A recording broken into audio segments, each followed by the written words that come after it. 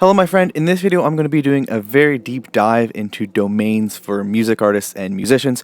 We're going to go into how you can actually register a domain, what you're going to want to look for when you're choosing what your domain is actually going to be. We're actually going to look into setting up your domain as well, how you can point it to your website, all that kind of stuff. And then for anyone who's actually running Facebook ads, we'll also be doing a quick look into how you can verify your domain inside of the Facebook Ads Manager. So it's going to be quite an in-depth little kind of guide here. So let's jump right into it. So if you want to be able to properly use Facebook ads platform to run Spotify conversion ads that grow your Spotify streams, you're going to need to learn how to set up and verify a custom domain. Due to recent changes from Apple with iOS 14, Facebook ads have make some pretty big changes to its ad platform so that custom conversion events are pre-selected and are coming from verified domains. There are three main steps to complete if you want to set up a custom domain so that you can properly run Facebook ads for growing Spotify streams. When these three steps are: 1, registering a domain name; 2, connecting your domain to your website or music link tool, if that's what you're using; and 3rd is actually verifying your domain with Facebook.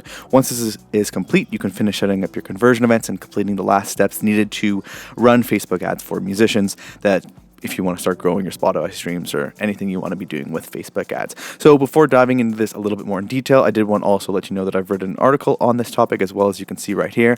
So if you'd like to follow along, or if you simply would prefer the written word format, you can Google domains for music artists, Best Friends Club, and this should appear somewhere in the Google results, ideally somewhere near the top. So let's jump right into it. So how to register a domain as a music artist or a musician. So a domain name is a website name, address, URL, whatever you might want to call it. And this is basically something like, as you can see here, www.yourbandname.com. And what this does is it points to a place where your website files are located, which is called a web host server. We're going to get a little technical here, but we won't do it for too long. Your domain can be set to point to any web host server, whether it is a full-blown website, like something like WordPress or Squarespace, or is just the pages you've built with a music link tool with something like ToneDen, FanLink, or Hyped It. If you do not already own a website domain name, it can be fairly cheap and easy to register one with a company called the Domain Registrar. Today, right now, super easy and quite cheap, as mentioned. So my top 3 recommendations for domain registrars would be: 1, GoDaddy, which is what I use for my own domain. If you're on the website here, bestfriendsclub.ca, that's how I purchased my domain. And it's definitely one of the most popular and credible options out there. Another option is Namecheap, which is another credible and popular option that is worth checking out to see if there are any sweet deals in particular. And the third option, which is a little bit different, is a company called Bluehost, and is a good option if you want a domain name and the ability to have a WordPress website installed on it right away. And this is actually what I used when I first started. I didn't realize that I could have did it with Bluehost, so I paid for Bluehost and GoDaddy, unfortunately, but it is what it is. Ultimately, though, my recommendation would be to check out the links that I provide on this site here, or just do some Googling on it and just see if there are any deals. And basically all you want to do is just go for the option that gives you the lowest price, but it's still a popular and credible option. You don't want to go too cheap and get something kind of sketchy or weird or anything like that. So now I want to just dive into some tips for choosing a domain name for your project or your music artist name or whatever it might be. And basically there are just 3 small tips that you're going to want to consider. 1 is to keep it short. The shorter your domain name, the easier it is to type in and for anybody to remember. 2 is to keep it exact. So you're going to keep it as close to your artist name as possible to avoid any confusion. Ideally, it would be artistname.com and not artistnameofficialmusic.com or anything like that. And if possible, you're going to want to kind of keep that similar to what all your other social media handles are as well. And then last is to use .com when possible, although more people are becoming used to seeing a lot of variations here. .com is kind of the easiest to remember, recognize, and use for sure. Do your best to hit these 3 points when choosing a domain name, but don't stress out if you can't find the perfect name. In most cases, your fans and listeners will be clicking on links that you give them via ads or like link in bio or anything like that, and they're not usually going to be typing in the domain name themselves. That's kind of just the reality of how this works. So next, what you're going to want to do is connect your domain to your website or music link. In some cases, this might happen automatically, but I do want to go over it briefly just in case. So once you do have your custom domain selected and created, you now need to attach it to your website or music link tool. If you're using a website builder like WordPress or Squarespace, you can likely skip this step since your domain is most likely already connected and ready to go.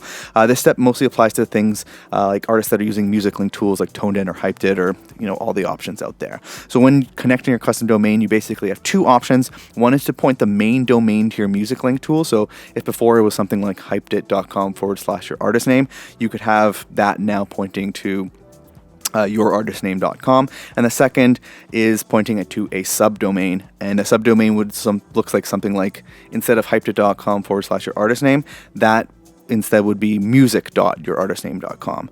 Using a subdomain can be useful if you already have a main website and simply want to use a music link tool as well, or if you want to be able to have a main website in the future and you're just kind of future-proofing things. Although actually taking care of this step, if you're using a music link tool, will be kind of unique to the actual tool that you're using.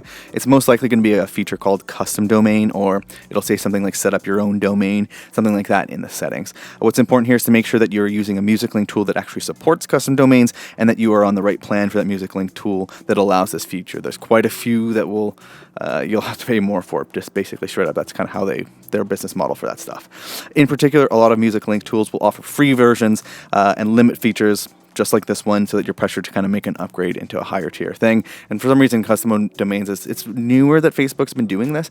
So a lot of these music link tools, it'll be like on a much higher tier for some reason. I guess they're not used to it and it's not been asked for a lot up until this point. If you do want to see a full review of all the music link tools out there, I've done quite a few of them and have recommendations on what work the best and what do allow for custom domains and all that kind of stuff. And there's a link to that in this article right here. The article above also highlights my top pick for free music link tools, since really I actually found there's only one free one that actually allows you to do Facebook pixel and custom domain and all that kind of stuff. So it's definitely worth checking out. Moving on to that, the next step is going to be verifying your domain with Facebook so that you can actually start running Spotify conversion ads. So now that you have your custom domain created and connected it to your website or music link tool, the next step is to verify your custom domain inside of the Facebook Ads Manager. As I mentioned earlier, Facebook has had to make changes to its ads platform so that you can only use conversion ads if conversion events are coming from website domains that are verified inside of the Facebook Ads Manager. Annoying, I know. And there is essentially 7 steps to what you're going to have to do here. First is log into the Facebook Business Manager account. Click the hamburger icon, which is the 3 horizontal lines that's usually on the left, and select business settings. You're going to click on brand safety from the left-hand menu and then select domains. Click on the blue add button, type in the domain name that you own and click the blue add button. Then choose one of Facebook's verification methods, DNS, Meta, or HTML, and complete this inside of the backend of the service you used to register your domain. So you have to get into your domain registrar and make some adjustments there to whatever setting that is. Then you just click green verified domain button and wait up to 72 hours for Facebook to complete the verification process. If that was annoyingly fast and ripped through quickly, don't worry, we're going to go through this a lot more in detail. Most of that stuff is relatively simple, but you do want to watch out for step 6 in particular, which is all that like technical work of DNS and text and whatever, all that kind of stuff. That can be probably the part that might stump you up the most, and that's what we'll focus on the most in this guide. So each domain service's backend, the domain register, will look a little bit different, but I'll show you how I completed Facebook's verification method using the service that I use to manage my own custom domain, and you'll be able to make a lot of parallels. It'll be very similar. A lot of stuff's kind of labeled the same. So here's a more in-depth visual guide to completing the 7 steps for setting up and verifying a custom domain inside of the Facebook Ads Manager. So obviously log in, that'll be the first thing. Then you're going to click the hamburger icon on the top left. It's going to be somewhere over here, as you can see if you're following my mouse. Then you're going to want to click on brand safety, which is just a little bit below here, and then select domains, which you'll see right here. Then you'll want to click on that add button if you don't have anything yet, which you probably don't if you're watching this. Then you're going to want to just type in the domain. It'll look something like this. You'll just type it in right here. Then you're going to want to choose one of Facebook's verification methods and complete this inside of the backend of your domain registrar service. So we'll jump into this in just a second, but here's what it's going to look like once you've actually gone through that process. You're going to just click verify domain, this green button, and it'll take, as mentioned, about 72 hours to jump into that. So let's look into this. If you do actually want to see how Facebook gives the tutorial for these 3 different options, I did include links to that in this article as well, if that's how you prefer to do it. But I'm also going to show you how to do it, how I did it with my domain service, and I find that the easiest way to do it is with DNS, and I'll show you how to do that right here. So when I set up Facebook ads for my own music, I chose to verify my domain using the DNS method, although each domain service will look just a little bit different. Like I mentioned, guiding you through this it'll be very helpful and kind of following along in your own domain register service or whatever it is. So when following along with your own domain manager, you may need to look for an area called DNS, DNS manager, or DNS record to find the area where you can update the required settings.